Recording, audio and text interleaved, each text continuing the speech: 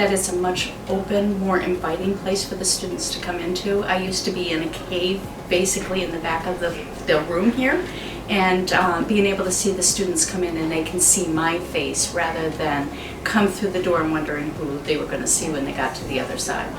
Now, with the open plan that we have, students that are in wheelchairs or walkers can get in and around the office easier. And also, before we did not have a handicap accessible bathroom, which now we do, which has been very beneficial, not just for students but for staff as well.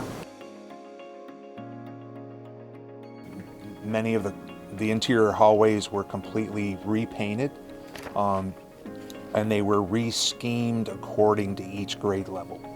So the colors changed.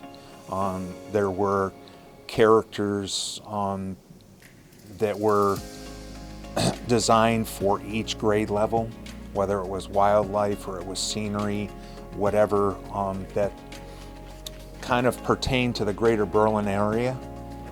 In that regard, so there were a lot of wildlife. There were deer, foxes, beavers, those types of things.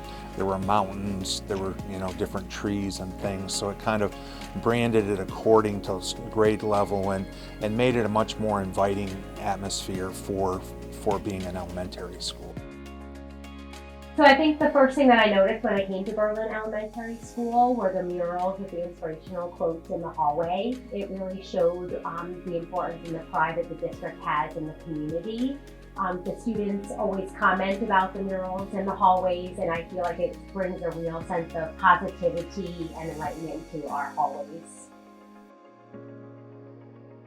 The reason for the gates was so that after the initial drop-off in the morning of students, those gates could be rolled across the driveway and locked, which would then prevent vehicles, traffic back and forth behind the school during the school day.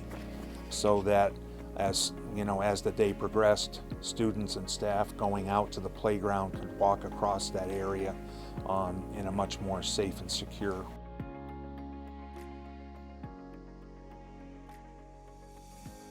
I'm grateful that the community was on board with a number of improvements to our building in terms of safety.